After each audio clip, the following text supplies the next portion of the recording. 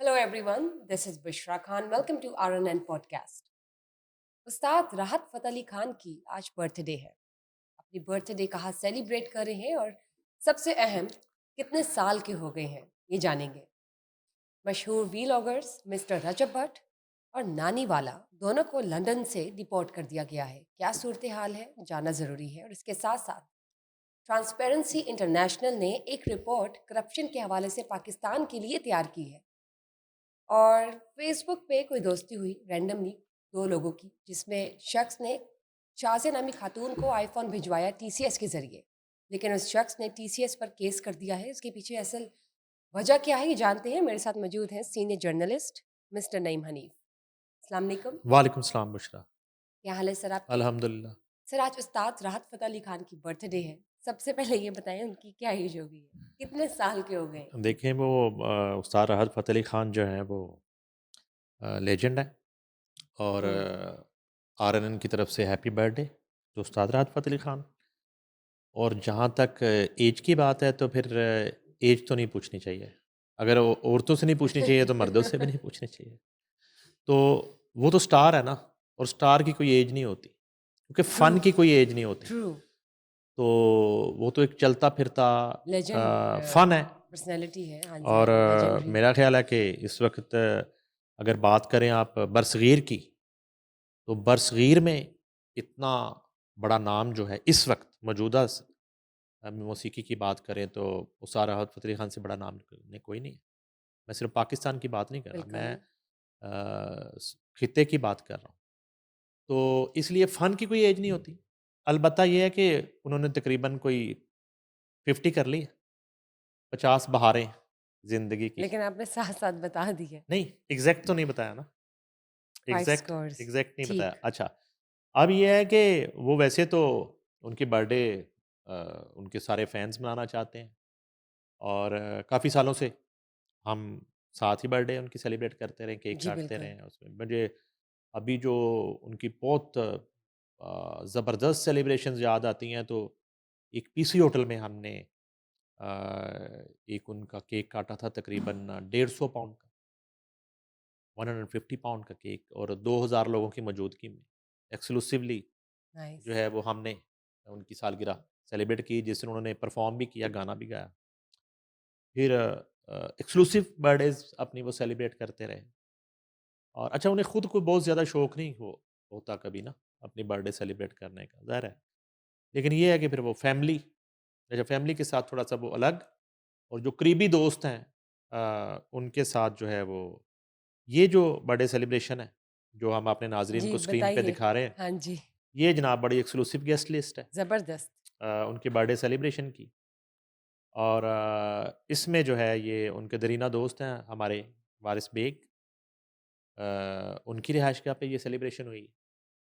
और इसमें जो गेस्ट हैं बड़ी क्लोज़ गेस्ट लिस्ट है। मेरे अलावा वहाँ पे जो है वो शेख इरफ़ान असलम और अमेरिका से आए हुए एक दोस्त नवीद, और उसके बाद जो है दोनों इन सिंगर्स के बच्चे शाज़मान ख़ान, जो फ़र्ज़ंद है उस्ताद राहत फ़तेह अली ख़ान के, और वारिस बेग के साहबज़ादे अमार बेग हैं, और मारूफ़ बेग, ठीक है जी।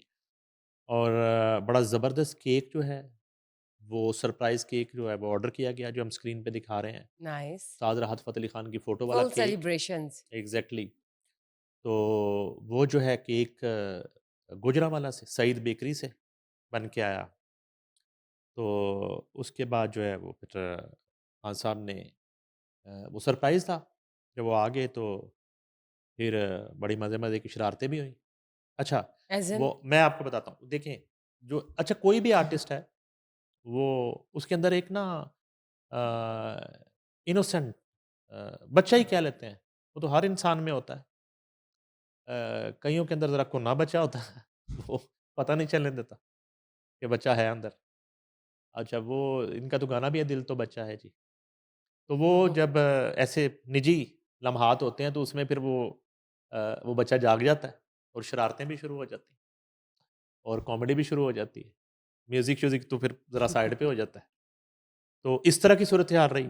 बड़ा एक इस तरह का मतलब party was in full swing. Exactly. चलो अच्छी बात है, अच्छा, सेलिब्रेशंस होनी तो चाहिए। वो जनाब केक कटिंग हुई बड़ी बेस्ट विशेस के साथ, और बड़े खूबसूरत लम्हात, और ख़ास तौर पे जो स्पेशल गेस्ट थे साथ, जैसे मैंने पहले नाम लिया मिस्टर वारिस बेग नवीद के अहमद घर पे थी। अमेरिका से, और शेख इरफान असलम, और उसके बाद जनाब वारिस बेग, और दोनों के बच्चे।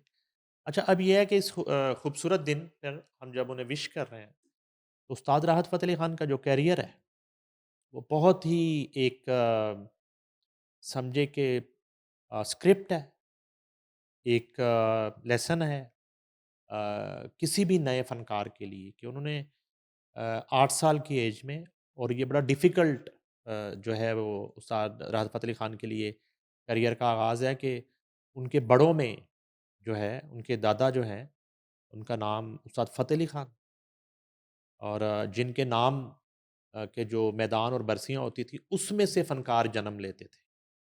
वो एक नर्सरी थी।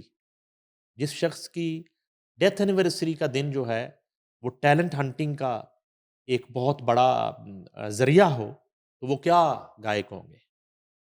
और उसमें जो जजेस, उस दौर के जजेस होते थे इन इवेंट्स में, उसमें उस्ताद सलामत अली खान, नज़ाकत अली खान, शहनशाह गज़ल मेहदी हसन, तुफ़ैल नियाज़ी, और आलम लोहार, और ये लोग जो हैं, यानी कि कोई बाज़ाब्ता अनाउंसमेंट जजेस की नहीं होती, गुलाम अली साहब। तो यानी कि ये इनकी मौजूदगी में उस नए फ़नकार ने जुर्रत, मैं हिम्मत तो थोड़ा छोटा हो जाता है ना, हिम्मत तो पकड़नी होती, जुर्रत का मुज़ाहरा करके गाना पड़ता। और उस मैदान में उतरता ही वो था कि जिसने पूरा जो है ना तैयारी की होती थी पूरे साल की, तो वहाँ से बड़े-बड़े फ़नकार जन्म लिया। मेरा ख़्याल है कि उस्ताद राहत फ़तेह अली खान की जो 8 साल की उम्र में परफ़ॉर्मेंस फ्रंट ऑफ कैमरा तो हुई होगी, लेकिन उस मैदान में गाए होंगे सबसे पहले, और गाए। वहाँ से उनको स्टैम्प लगी। और उसके अलावा उस्ताद नुसरत फ़तेह अली खान तो बैठे ही हैं, वो तो मौजूद हैं, और उस्ताद फ़र्क फ़तेह अली खान, जो मेरे फ़ेवरेट हैं, तो वो उनकी मौजूदगी में अब जो है ना गाना होना है। तो वहाँ से आगाज़, और ऊपर जो है ना इतने तनावर दरख्त, और छाँव तो उनकी ज़रूर है, लेकिन उनका प्रेशर जो है ना उससे छाँव से ज़्यादा जो है ना वो उसकी शिद्दत, ठंडक नहीं, शिद्दत और क्या बात गर्मी है! और प्रेशर, उस प्रेशर में उस्ताद राहत फ़तेह अली खान ने जो है आगाज़ किया। अच्छा, वो ऐसा दौर होता है कि यहाँ आपने भागना है, मुनहरफ होना या तो आप जम जाएँगे, आपके पाँव। जो है ना हाँ अपने पाँव जी, जमाने हाँ हैं, जी, और चैलेंज कबूल करना है। 2 काम होने हैं, राइट, या भाग जाना, भगोड़ा हो जाना जिसको कहते हैं राइट। दूसरे लफ्ज़ों में, मुनहरफ हो जाना अपनी लेगेसी से, और या आपने गैरतमंदी का मुज़ाहरा करते हुए उस चैलेंज को कबूल करना है, और आपने जो है ना खड़े हो जाना है कि नहीं, मैं करूँगा, करके उन्होंने दिखाऊँगा। अपना लोहा मनवाया, मनवाया जी। वो, बेशक। और फिर उनके साथ वो दुआएँ भी थी। गायकी होती है, लोग करते हैं, लेकिन इतना फ़ेम, कहीं न कहीं कंपैरिज़न तो नहीं हम लोग करते, लेकिन अगर मैं गाने का कंपैरिज़न करना, मेरे पास अथॉरिटी नहीं है जजमेंट की। मैं तो सुनने वाला हूँ, हमें तो नहीं पता ये क्या काम है। जी, बिल्कुल। लेकिन अगर फ़ेम की बात करूँ, तो फ़ेम में कहीं न कहीं फिर अपने उस्तादों को भी शायद पीछे छोड़ दिया, उस्ताद राहत फ़तेह अली खान। फ़ेम की बात, मैं गाने की अथॉरिटी नहीं हूँ, गाने की बात नहीं कर रहा। मैं गाने की अथॉरिटी होता तो मैं पाकिस्तान आइडल में बैठा आप होता, जज उसमें होता मैं, होते, ज़रूर होते। ठीक है ना? तो या मैं जज होता, या मेरी अदालत उन्होंने 2 मिनट चूक के बाहर मारने से। अच्छा, अब ये है कि जब फ़ेम की बात करते हैं, तो शायद दुनिया के उन कंट्रीज़ में परफ़ॉर्म किया उस्ताद राहत फ़तेह अली। अगर वैसे बात करूँ मैं कमर्शियलिज़्म की, तो मेरा ख़्याल है कि इस मुल्क में शायद उनसे ज़्यादा किसी ने चार्ज ही ना किया हो, ट्रू। गाने का मुआवज़ा, और लोगों ने दिया और लोग दे रहे हैं। और जितना महँगा वो आर्टिस्ट है, अगर आप डेट्स चेक करें तो बाज़ औक़ात आवाज़ आती है कि इस पूरे मंथ में डेट ही कोई नहीं है। मैं वाक़या बताता हूँ कि मैंने कवर किया उनको यूके में। अभी वेम्बली अरीना, अभी अभी वाला जो वेम्बली अरीना जिसमें उन्होंने शाहज़मान खान ने परफ़ॉर्म किया, और अमार बेग ने स्टार्ट किया शो। एक तो ये वेम्बली था। एक वेम्बली अरीना मैंने कवर किया, राहत फ़तेह अली खान का। ये 2015-16 की बात है, और एआरवाई मीडिया पार्टनर था इन तीनों शोज़ का। ये वेम्बली अरीना, लंदन, बर्मिंघम और लीड्स में ये शोज़ हुए थे। तो मैंने अपनी आँखों से देखा उस्ताद राहत फ़तेह अली खान के ऊपर, और ये बैक टू लव जो उनका एल्बम था, ज़रूरी था। बिछड़ना भी ज़रूरी था, और वो मोहब्बत भी ज़रूरी, ये उसका लॉन्च भी था इंटरनेशनल, ठीक है जी। तो वहाँ मैं मौजूद था और एक लॉन्च पाकिस्तान में हुआ मोवेनपिक कराची में, वहाँ भी मैं मौजूद था और यहाँ मैं स्पेशली कवर करने गया था इस इवेंट को। तो वेम्बली अरीना में मैंने जो बॉक्स ऑफिस रिपोर्ट थी उस वक़्त गालबन 14,000 क्राउड था, 14,000 और उसमें ज़्यादा फॉरेनर थे, गोरे। तो वो जो मैंने सुन रखा था कि गोरे जो है ना वो दम मस्त कलंदर पे वो झूमते हैं और वो बियर के मग्गे पकड़ के और ज़िंदगी जीते हैं और वो कव्वालियों पे उस्ताद नुसरत फ़तेह अली खान के तो वो एक मेरे सामने रिपीट टेलीकास्ट था और वो फ्लैशबैक में उस्ताद नुसरत फ़तेह अली खान का दौर था और आज मेरे सामने उस्ताद राहत फ़तेह अली खान परफॉर्म कर रहे थे और वो पूरा 14,000 12,000 का क्राउड जो है वो झूम रहा था और आधे से ज़्यादा क्राउड जो है वो बैठ नहीं रहा था अपनी सीट्स पे और वो खड़ा था अपने नशिस्तों पे और इस तरह का क्राउड और इस तरह का इवेंट और इस तरह की परफॉर्मेंस अनबिलीवेबल। तो ये वो समर था उस मेहनत का जो 8 साल की उम्र में चैलेंज उस्ताद राहत फ़तेह अली खान ने कबूल किया और पूरी दुनिया में मुहावरतन कहना और प्रैक्टिकली पाकिस्तान का नाम रोशन किया। फिर ऐसा हुआ कि एक दौर में हमसाया मुल्क भारत में, बॉलीवुड में किसी भी फ़िल्म की कामयाबी की ज़मानत जो है वो उस्ताद राहत फ़तेह अली खान का गाना समझा जाता है। कि हर प्रोड्यूसर की कोशिश होती थी, चाहे वो संजय लीला बंसाली है, चाहे वो यश राज वाले हैं, चाहे वो करण जौहर वाले हैं। जितनी प्रोडक्शन है, उनकी ये ख्वाहिश होती थी कि वो टाइटल सॉन्ग जो है, वो उस्ताद राहत फ़तेह अली खान की आवाज़ में और एक से ज़्यादा सॉन्ग हो जाए। यकीनन। कई बॉलीवुड स्टार्स की कहा जाता है कि वापसी कमबैक इनके गाने से हुआ, जिसमें सलमान खान की दबंग आप ले लें, तेरे मस्त मस्त ओ नैन जैसे गाने। बिल्कुल, तो बिल्कुल, स्काई रॉकेटिंग। एग्ज़ैक्टली और वो इस तरह की सूरत-ए-हाल रही। तो जो मैंने बात की कि बरसगीर पाको हिंद की गायकी की हाँ अगर आप जी, बात करते हैं, जब कंपैरिज़न भी आप हो कम बिल्कुल, राहत फ़तेह अली खान का ज़िक्र करते हैं, तो फिर आप बरसगीर पाको हिंद की गायकी की बात करते हैं। फिर वो आप सिर्फ़ एक खित्ते की बात नहीं होती। सरहद की हाँ बात नहीं जी, करते, एक कंट्री की बात नहीं करते। तो ये उन्होंने ख़ैर साबित किया। इसी तरह मैंने आपको उनकी वेस्टर्न ऑडियंस बताई है, गोरे बत गोरियाँ बताए हैं यकीनन मैंने। पूरी ठीक दुनिया है। इसी तरह जो है O2 अरीना की उनकी अमेरिका की और कनाडा के टूर्स और पैक तो और फिर इस तरीके से वो कैरी करना और मेरा ख़्याल सबसे बड़ी टीम है। आज वो दौर है कि किसी फ़नकार को बुक किया जाता है तो प्रमोटर कह रहा होता है जी कि वो टीम कम करें।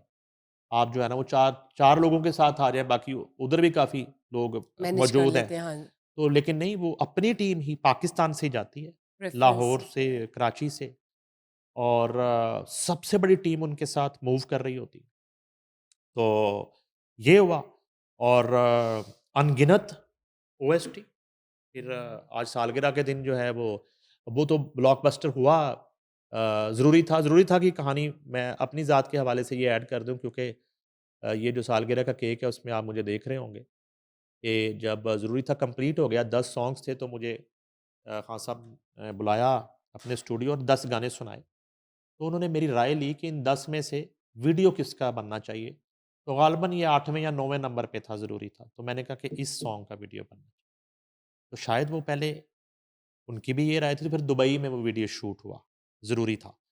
जो इस वक़्त का रिकॉर्ड सॉन्ग है आप अगर डिजिटल पे बात करें। जी, जी। अच्छा, उसके बाद आप आ जाएँ मेरे पास तुम, उसने तो फिर सारे रिकॉर्ड तोड़ दिए। फिर वो खलील रहमान कमर साहब के जो मोती थे लफ्ज़ों के उसकी माला जो है फिर उस्ताद राहत फ़तेह अली खान ने अपने सुरों में जब परोई, तो वो इतना बड़ा ओएसटी जो है मेरा नहीं ख़्याल कि पाकिस्तान की ड्रामा की तारीख़ में इतना बड़ा ओ ओएसटी हुआ। Best combination. ठीक है ना जी? तो प्लेबैक भी अब आपने मैंने डिस्कस कर लिया। फिर ये हुआ, फिर एक टाइम ऐसा आया कि जब कव्वाली जो थी, दुनिया की कव्वाली, वो बस उतार-चढ़ाव का शिकार थी। उस वक़्त फिर उस्ताद राहत फ़तेह अली खान ने सेगमेंटाइज़ किया अपने 1.5 घंटे की परफ़ॉर्मेंस को।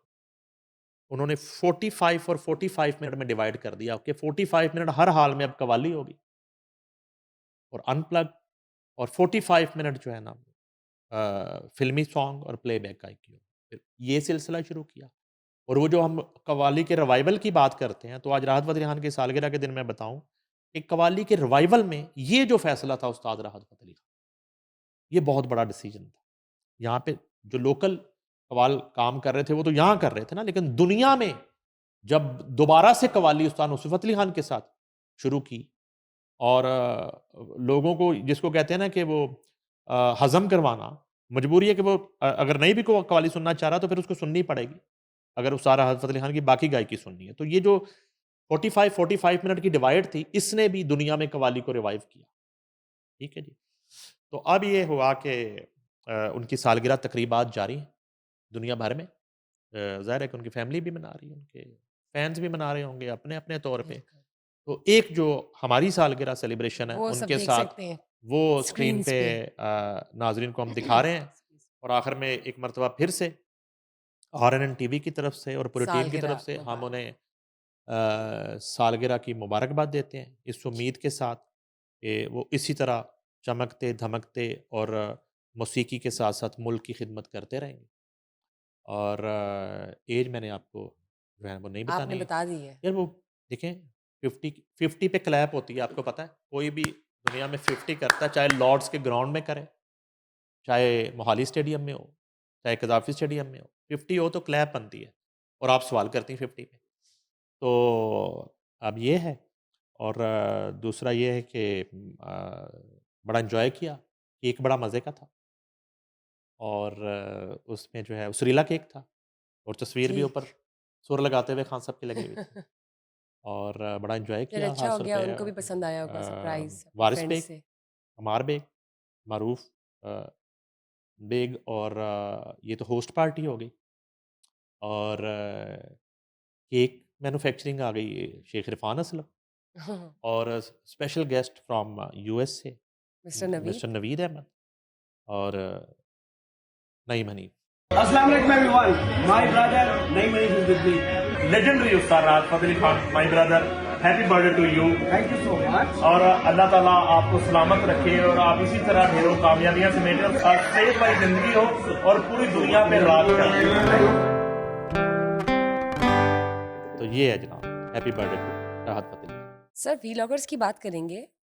मिस्टर रजब भट्ट और जो नानी वाला है उनको लंदन से डिपोर्ट किया गया है। क्या हाँ, इश्यू है? अच्छा ये किस बेस पे किया गया है? स्पोर्ट्स बेस पे, क्राइम की बेस पे गिरफ्तार होता है बंदा, डिपोर्ट होता है। नहीं मतलब कोई क्या किया नहीं क्या कि इन्होंने? किस खेलों की बेस पे थोड़ा ही होता है या और किसी बिरादरी बेस पे थोड़ा ही होता है। वो तो आप अपनी हरकतों से अरेस्ट होते हैं, डिपोर्ट होते हैं। ये तो पहले तो एक डकी भाई का सीन चल रहा है आपके सामने और वो वावेला दिन रात का चल रहा है और जो है वो नई से नई कहानियाँ निकल रही हैं। इसी अस्थना में हम भूल जाते हैं, रजब भट्ट पे भी एफआईआर थी इसी जुआ ऐप के हवाले से। अच्छा रजब भट्ट पे कुछ रिलिजन्स के हवाले से भी और नॉट ओनली वन रिलीजन मुख्तलिफ मज़ाहब के हवाले से मेरी इतला के मुताबिक मुबैना तौर पे उन पे एफ़आईआर्स हैं जिसमें वो पेश नहीं हुए, सामने तफ्तीश नहीं हुए और उसमें मफरूर और इश्तिहारी की उनका स्टेटस है और वो चले गए बाहर, वाया दुबई, लंदन चले गए या डायरेक्ट लंदन चले गए उस वक़्त। उसका उनका नाम उस वक़्त ईसीएल में नहीं था, जो कि बाद में डाल दिया गया, मेरी इतला के मुताबिक एग्ज़िट कंट्रोल लिस्ट में, एनसीसीआईए की तरफ से ग़ालिबन। अच्छा उसमें ये था कि इस जुआ ऐप वाला मामले में भी उनका नाम था और डकी भाई वाली इन्वेस्टिगेशन में भी उनका नाम आया और उन पे एफआईआर भी दर्ज हुई जो हमने अपने नाज़रीन को दिखाई भी माज़ी में। तो उन्होंने कोशिश की बाहर जाके कोई असाइलम लेने की, चीज़ें लेने की वो नहीं हो सका मामला क्योंकि अब वो आँखों में धूल हर जगह नहीं झोंक सकते। तो गिरफ्तार दोनों हुए थे, रजब भट्ट और नानीवाला और एंटी टेररिस्ट पुलिस ने इनको गिरफ्तार किया वहाँ पे और इन्वेस्टिगेट किया और होम ऑफिस ने ब्रिटिश होम ऑफिस ने तफ्तीश की उनसे। अच्छा उसमें ये हुआ कि एक तो रजब भट्ट ने वीज़े के लिए जो डॉक्यूमेंट्स जमा करवाए थे वो उसमें दस्तावेज़ात जो थी ना वो दुरुस्त नहीं निकली उनकी और काफ़ी चीज़ें छुपाई गई जो उनसे क्वेश्चन किए गए, झूठ बोला गया उसमें। एक तो ये है कि उनका वीज़ा मनसूख कर दिया गया यूके का। वो जितने भी अरसे का था, 2 साल का था, 5 साल का था मैक्सिमम, वो मनसूख कर दिया गया। एक चीज़ हो गई। जब उन्हें गिरफ्तार कर लिया गया तो उसमें ये भी पता चला कि रजब भट्ट पे यहाँ पे जो केसेस थे, मुख्तलिफ नौइयत के, जुआ ऐप्स को प्रमोट करने के हवाले से, तौहीन मज़हब के, और मुझे जो याद पड़ता है, एक तो क्रिश्चियन कम्युनिटी की तरफ से उनके ऊपर एफआईआर है, और एक जो उन्होंने कोई तौहीन नमाज का गालबन जो है एक एफआईआर वो थी उन पे पाकिस्तान में, और एक मुहर्रम में हुँ, शायद उन पे कोई एफआईआर दर्ज हुई थी। ठीक। मुहर्रम के जुलूस में कोई इस तरह का एक्ट उसने किया था, तो उस पे एक तो ये है। तकरीबन ये तो कोई 3 एक, और वो जो है 295 परफ्यूम वाली, और वो जो इंडियन पंजाबी सिंगर वाला जो सीन था, वो अलग मैटर है, वो अलग है। वो उससे पहले की एफआईआर है। ठीक है जी। अच्छा, उसका भी नहीं पता कि उसमें वो बरी हुआ है या नहीं हुआ, या क्या उसमें क्या सीन है। अच्छा, उसमें ये अब कहानी ये सामने आई है कि जब दोनों को गिरफ्तार कर लिया गया, तो जो नानी वाला है, उसके पास इत्तला मिली है कि उसका पासपोर्ट जो है वो रेड है, शायद ब्रिटिश पासपोर्ट है, और उसकी नेशनैलिटी है। उस पे कानून और तरह लागू होता है। ग्रीन पासपोर्ट पे अभी के पाकिस्तानी कानून और तरह लागू होता है। तो दोनों को अरेस्ट दोनों को किया गया, फिर नानी वाले को छोड़ दिया गया। रजब भट्ट को 2 ऑप्शंस दिए गए कि आप या तो आपको डिपोर्ट किया जाएगा, ठीक है जी, और या आपको एक ऑप्शन है कि रज़ाकाराना तौर पे आप यूके छोड़ के वापस पाकिस्तान चले, रज़ाकाराना तौर पे।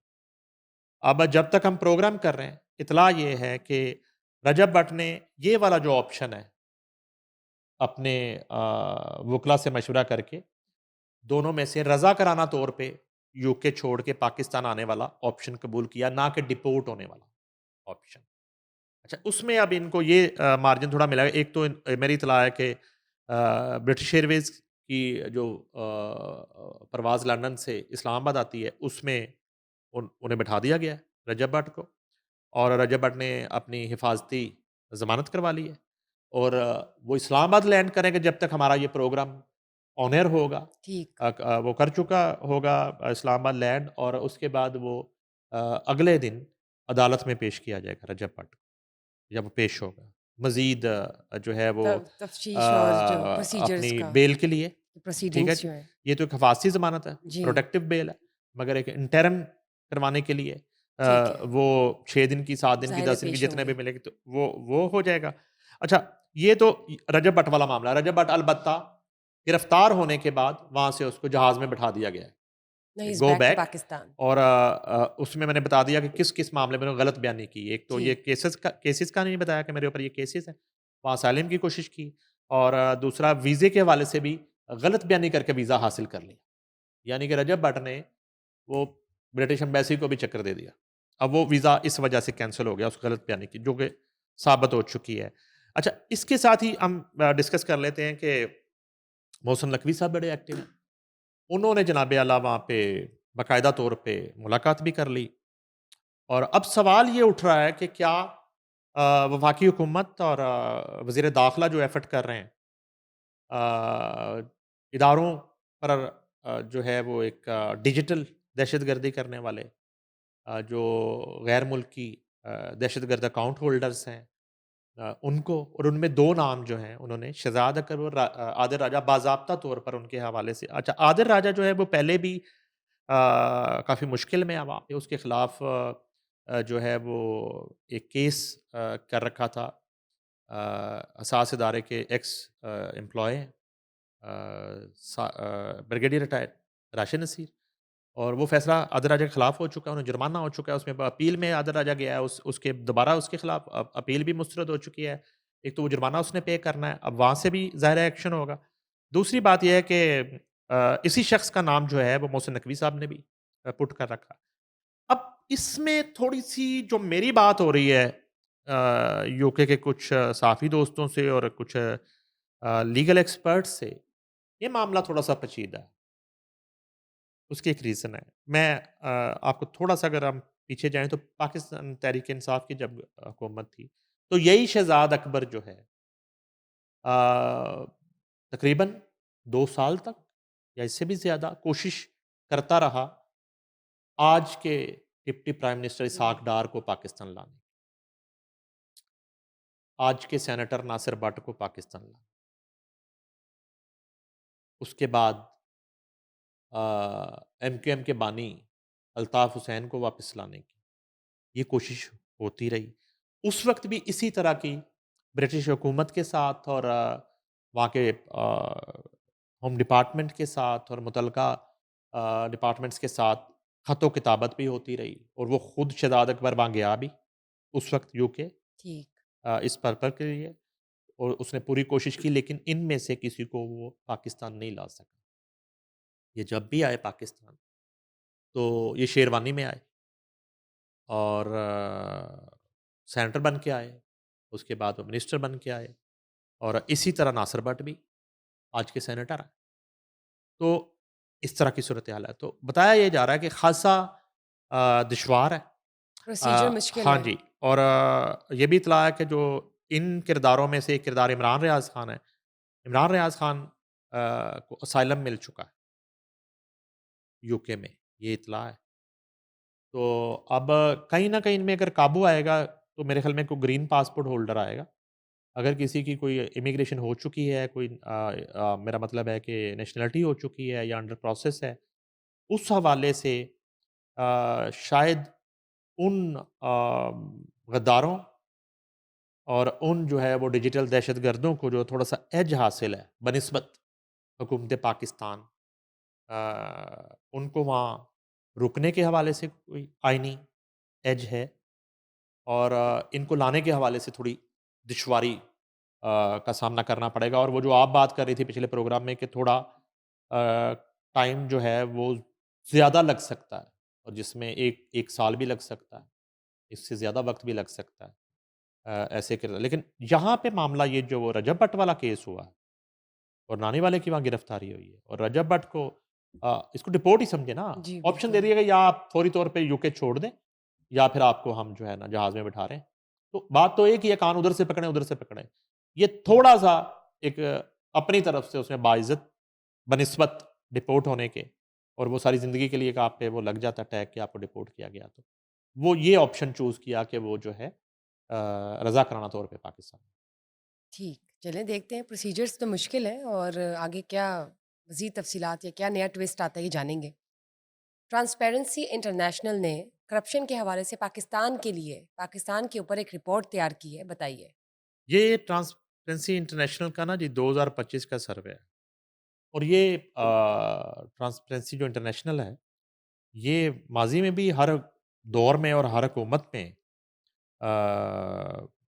अपना पाकिस्तान के हवाले से और दीगर कंट्रीज़ के हवाले से अपनी रिपोर्ट्स जारी करता रहता है। ठीक, अब ये बाकायदगी होता से। है कि वो उस वक़्त की हुकूमत को ये रिपोर्ट ज़ाहिर है कि अगर उनकी फ़ेवर में है तो वो इसको एप्रिशिएट कर रहे होते हैं, कभी खिलाफ भी आती है, फिर हुकूमत को कबूल नहीं होती। अच्छा, जब हुकूमत के हक में आती है तो अपोज़िशन उसको मुस्तरद कर रही होती है और उसको जो है ना झूठ का परंदा करार दे रही होती है। मगर जब वही अपोज़िशन हुकूमत में आती है, उनके हवाले से रिपोर्ट आती है तो उनके लिए वो सुनहरी बाब होता है, वो रिपोर्ट।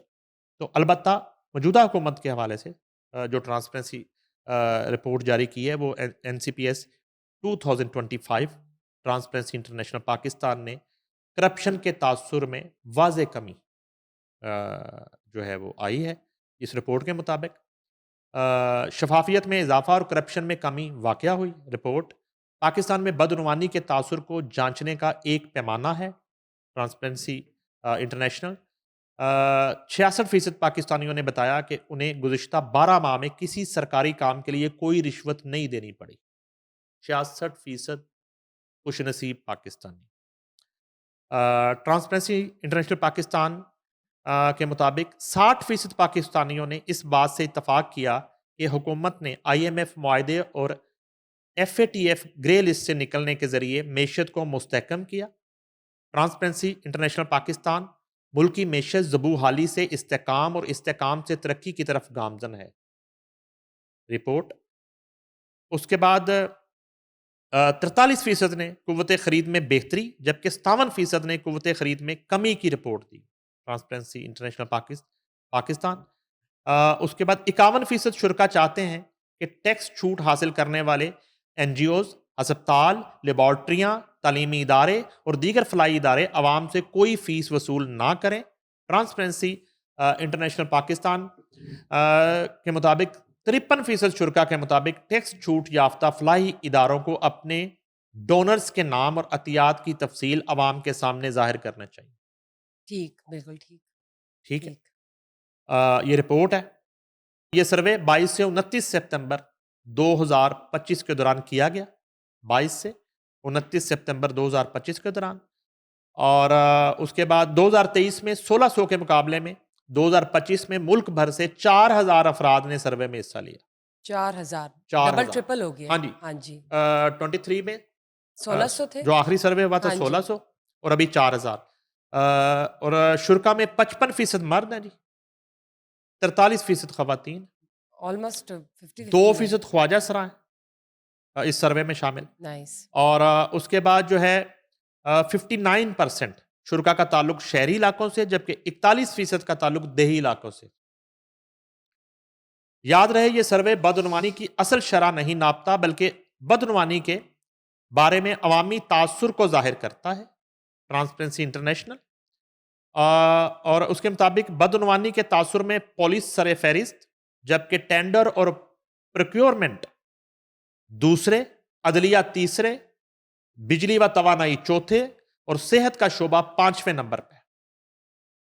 रिपोर्ट के मुताबिक इदारा जाती सतह पर पुलिस के बारे में अवामी राय में 6% मुस्बत रुझान देखने में आया। यह बेहतरी काबिल जिक्र है, क्योंकि इस बार 4000 अफराद ने सर्वे में हिस्सा लिया। यह बेहतरी इदारा जाती इस्लाहात के तहत पुलिस के रवैये और सर्विस डिलीवरी में बेहतरी की आकाश है। ट्रांसपेरेंसी इंटरनेशनल इसके अलावा तालीम, ज़मीन व जायदाद, लोकल गवर्नमेंट और टैक्सेशन से मुतल्लिक अवामी तासुर में भी बेहतरी आई। अवामी तासुर के मुताबिक बदउनवानी की बड़ी वजूहात में शफाफियत की कमी, मालूमात तक महदूद रसाई और करप्शन केसेस के फैसलों में ताखीर शामिल है। 59% शुरा के मुताबिक सूबाई हुकूमतें ज्यादा बदउनवान समझी जाती हैं फेडरल की निस्बत, उन पे थोड़ा सा ज्यादा वो किया जाता है। अवाम के मुताबिक करप्शन के खात्मे के अहम इकदामात में एहतसाब मजबूत बनाना, स्वाबदीदी इख्तियारात महदूद करना, हक के मालूमात के कवानीन को मजबूत करना और अवामी खिदमात को डिजिटल बनाना शामिल है। 83% शुरा सियासी जमातों को बिजनेस फंडिंग पर मुकम्मल पाबंदी या सख्त ज़ाब्ताकारी चाहते हैं। ठीक है जी, बड़ा इंपॉर्टेंट ये फैक्टर है। 42 तहफ़्फ़ुज़ कवानीन के 42% जो है शुरा वो कवानीन का तहफ़्फ़ुज़ चाहते हैं। और 70% शुरा किसी भी सरकारी करप्शन रिपोर्टिंग निज़ाम से नावाकिफ़ हैं। उनको जो है ना वो पता नहीं है कि ये सरकारी करप्शन जो है ना वो रिपोर्ट कहाँ और कैसे करनी है। Awareness अलबत्ता ही नहीं ये है। है कि ओवरऑल जो है ये सर्वे खुशाइंद है, बहुत अच्छी बात है। 2023 की हाँ निस्बत जी। 2025 का, और इसमें पहले से 2 गुना से भी ज्यादा लोगों 3 की गुना कर लें। राय जो हाँ है जी। वो शामिल हुई है। बिल्कुल। और ये हौसला अफजा बात है कि अगर आज के हुक्मरान जो हैं वो माजी की तरह उस तरह से उन पे लूटमार का इल्ज़ाम नहीं है और उनकी अमरेला के नीचे करप्शन उस तरह नहीं हो रही, तो ये वही बात है जो हम अक्सर करते हैं कि सिस्टम अगर ऑर्गेनाइज्ड चीफ है। एग्जीक्यूटिव जो है हाँ जी, ठीक और होगा। अगर इदारों के कमांडर्स जो हैं अगर हम्म। वो ईमानदार आ जाएं तो फिर नीचे करप्शन अपने आप ठीक हो जाता है आहिस्ता आहिस्ता सिस्टम। करप्शन का नासूर जो है वो दम तोड़ना शुरू कर देता बिल्कुल है। दुरुस्त बात आपकी, बिल्कुल ठीक बात की आपने, और ये बहुत ही एक अच्छा इनिशिएटिव भी है और अच्छी एक हम देख सकते हैं रिपोर्ट आई है पाकिस्तान की। लेट्स सी 2026 में और कितनी मजीद बेहतरी होती है। सर, फेसबुक पर 2 लोगों की दोस्ती होती है जिसमें एक शख्स शाज़िया नामी खातून को आईफ़ोन भिजवाता है टीसीएस के ज़रिए, लेकिन उसने टीसीएस पर केस क्यों किया है? अच्छा, वैसे तो अमूमन हम स्टोरीज में नाम डिस्कस नहीं कर रहे होते, लेकिन चूंकि उसने वो एक लीगल नोटिस ही भेज दिया है। ठीक है। सदीक गुम्मन नामी एक शहरी है जी। जी। फेसबुक पर अब सोशल मीडिया के और फेसबुक के साइड इफ़ेक्ट्स और नुकसानात और जज्बात का रौंदे जाना और जज्बात का कत्लेआम और इसी तरह बहुत से लोग जो है वो हनी ट्रैप हो जाते हैं, वो भी सोशल मीडिया के ज़रिए होते हैं। हम्म, और सोशल मीडिया पर ही फिर वो नंबर्स एक्सचेंज होते हैं। तो वो जो खातून है, वो जब उससे पहली दफ़ा आमना-सामना होता है, वो दाढ़ी और मूंछों वाली खातून होती है, उसके हाथ में पिस्टल होता है और वो फिर कच्चे के इलाके में भी लेके चले जाते हैं, ये वाक़यात भी होते हैं। फिर वो तावान तलब करते हैं। तो ये वाक़या हुआ है जी कि सदीक घुमन नामी एक शहरी है, फ़ेसबुक पर शाज़िया सईद नामी दोशीज़ा से दोस्ती हो गई। अच्छा जी, बातों-बातों में शाज़िया ने सदीक से नया मोबाइल फ़ोन गिफ्ट करने का मुतालबा कर दिया। ठीक।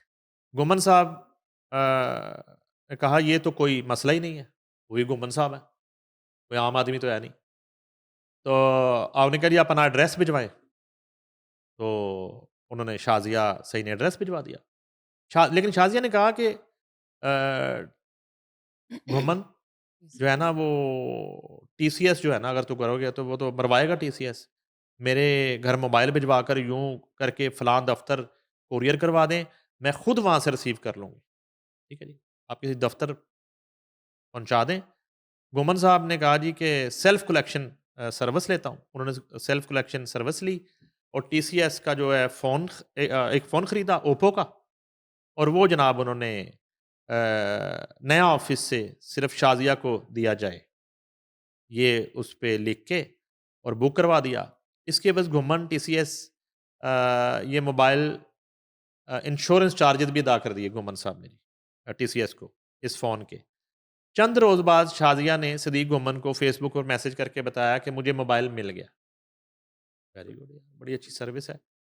और एक दोस्ती और मोहब्बत के आगाज़ में जो पहला गिफ्ट है, वो पहुँच गया। घुमन ने शाज़िया को मोबाइल दे दिया।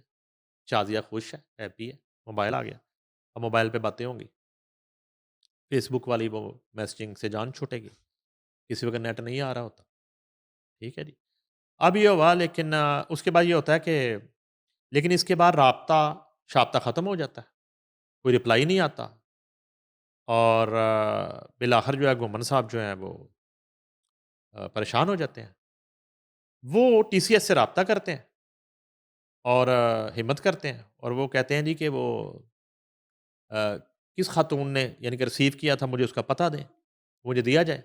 रिकॉर्ड देखा तो बताया कि हमारे पास तो शाज़िया नहीं बल्कि आमिर नामी लड़का आया था जो कि शाज़िया का खुद को भाई बताता था और बहन दफ्तर उनसे कहा नहीं आ सकती, तो मोबाइल आप मुझे रिसीव करवा दें। हमने करवा दिया। गुमन इस पर तप गया। उन्हें क्या जी वो जब मैंने सेल्फ कलेक्शन सर्विस लेते वक़्त ये ताकीद की थी, मोबाइल सिर्फ़ शाज़िया को देना है टीसीएस ने, तो फिर कैसे दे दिया आपने उसके भाई को? पॉइंट। गुमन ने ये नोटिस भिजवा दिया जनाब। अच्छा उसके बाद ये होता है कि टीसीएस ने शाज़िया के भाई आमिर को जो है वो पकड़ लिया और जल्द ही आमिर ने ये बताया कि मैं ही शाज़िया हूँ। ये जनाब आला एक नया केस आया और मैंने ही इसका नाम फ़ेक आईडी से बनाया हुआ था।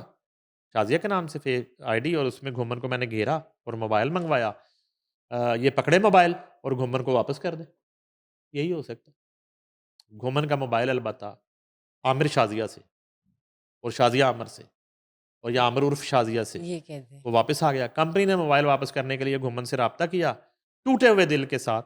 घुमन को मज़ीद गुस्सा आया। घुमन ने कंपनी से मोबाइल के अलावा 24,000 रुपए हर्जाने का मुतालबा कर दिया। 24,000 रुपए। ये कंपनी की गलती है। सेल्फ कलेक्शन सर्विस के तहत कंपनी सिर्फ़ शाज़िया को मोबाइल देने की मिजाज थी। अगर वो नहीं आई तो मोबाइल मुझे वापस भिजवाया जाता। कंपनी ने हर्जाना देने से इनकार किया। गलती और कंपनी ने कहा तुम्हारी है, जो तुमने एक फ़ेक नाम की आईडी पर मोबाइल भिजवा दिया है। सदीक घुमन ने कंज्यूमर कोर्ट में मुकदमा दायर कर दिया जी। अदालत ने कंपनी को मुकम्मल 24,000 इंश्योरेंस हर्जाने के अलावा मज़ीद जो है 1,00,000 रुपए घुमन को अदा करने का हुक्म किया है और घुमन का जायज़ मुतालबा पूरा ना करने पर इसे मुकदमा करना पड़ा। कंपनी ने फैसले के खिलाफ लाहौर हाई कोर्ट में अपील दायर कर दी है जी। और यहाँ सदीक घुमन ने अपना मुकदमा खुद लड़ा और अपने साथ होने वाली ज़्यादती साबित की। हाई कोर्ट ने कंपनी की अपील खारिज करते हुए कंज्यूमर कोर्ट का फैसला बरकरार रखा। यूँ घुमन को शाज़िया तो ना मिल सकी, अलबत्ता 2.25 लाख हर्जाना मिल गया। तो ये जनाब अली कोर्ट्स में वो कहते हैं जी कि कंज्यूमर राइट्स फैसले नहीं होते और इतने केसेस हैं, तो जब अच्छी बात है ना। घुमन जैसे केसेस भी कोर्ट पे ही पढ़ने हैं और फिर इस तरह के मुकदमे भी कोर्ट्स को डिसाइड करने पड़ेंगे, तो फिर अल्लाह हाफिज़ है। अलबत्ता जितने माशरे के घुमन हैं लेकिन उनको आप ये कहा देखिए उन्होंने कहा कि घूमना छोड़ दें और थोड़ा होश में आके देखें कि आप किस आईडी पर बात कर रहे हैं, किस से कर रहे हैं। ये तो खैर आप ये देखिए एक लड़के के साथ धोखा हुआ है। एक देखें, ये तो चलो एक मोबाइल का नुकसान होते होते बच गया, ठीक है। मोबाइल तो शाजिया miscellaneous है ना। शाजिया आमिर निकल आई। हाँ जी, ये तो मगर देखे ना। बाज़ औक़ात मैंने जो शुरू में आपको बताया कि बड़े खौफनाक हादसे हो जाते हैं इस तरह, बिल्कुल दुरुस्त। और इस तरह लोग जो है ना वो ट्रैप हो जाते हैं। दूसरे सिटीज़ में चले जाते हैं और इस तरह के इलाकों में पहुँच जाते हैं ऐसे फेक आईडीज़ के ज़रिए, और अंधी मोहब्बत में गुम हो के, और अपना जो है ना वो मुस्तकबिल ढूँढते हुए, और हम उस किसी की मोहब्बत का मजाक शाज़िया नहीं उड़ा उर्फ़ सकते। आमिर से अपने जो है ना वो उन्होंने बच्चों के नाम भी रख लिए होते हैं सर हम किसी की कि मोहब्बत का मजाक नहीं उड़ा सकते। वो छोटे अलग का बात है नाम सामने नोना कोई रखना फेक है, बड़े निकल का आए। मोना रखना है, और लकी विकी हनी, ये नाम भी डिसाइड हो चुके होते हैं, और बाद में जो है ना वो शाज़िया आमिर निकल आती है। तो ये एक बड़ा खौफनाक काम है। तो ये तो खैर टीसीएस की मेहरबानी है कि उन्होंने आमिर को पकड़ लिया और मोबाइल उससे रिकवर किया, और घुमन जो है ना किसी बड़ी मुश्किल से बच गए। तो माशरे के जितने घुमन हैं उन्हें सिर्फ ये है कि घूमना छोड़ दें फेक आईडीज़ के गिर्द, और रियल आईडीज़ तलाश करें, और कोशिश करें कि पहले ज़िंदा शाज़िया देख लें। डिजिटल शाज़िया तो फिर मूंछों वाली भी हो सकती है। नहीं तो अगर शाजिया निकाह कर लेती घुमन से फेसबुक पे हाँ, और ये बाद में आमिर निकलता, बस आमिर फिर निकलता, क्या होता? फिर कोर्ट में ये लड़ाई चलनी थी कि ये निकाह हुआ किसके साथ है? नहीं, ये हुआ किसके साथ है, इनमें अब शाज़िया का रोल किसने अदा करना है, ये तय करना हो। चलिए एहतियात ज़रूरी है आज के ज़माने में जब डिजिटलाइज्ड ईरा है और इसके साथ साथ आपके पास इतनी ज़्यादा ऑप्शंस हो, तो आपने उन ऑप्शंस को किस तरह से इस्तेमाल करना है वो एक आर्ट है और उसमें अक्लमंदी का इस्तेमाल ज़रूरी है। एनीवेज मुज़ाहिरा करना ज़रूरी है। बहुत बहुत शुक्रिया sir, thank you guys for watching us today. Just stay tuned for another session. Till then, bye bye.